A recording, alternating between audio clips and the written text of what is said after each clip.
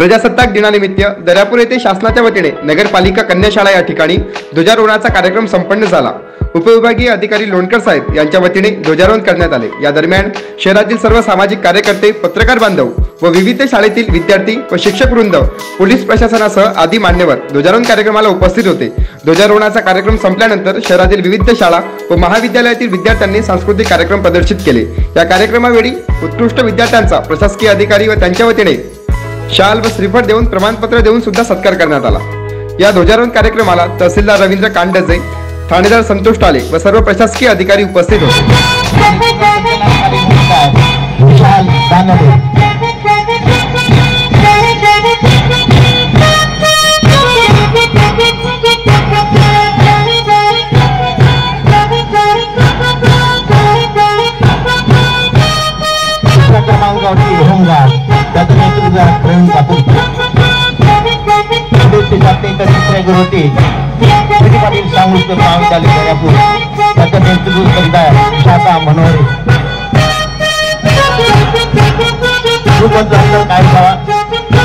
NCC मुले प्रबोधन दिले दर्यापूर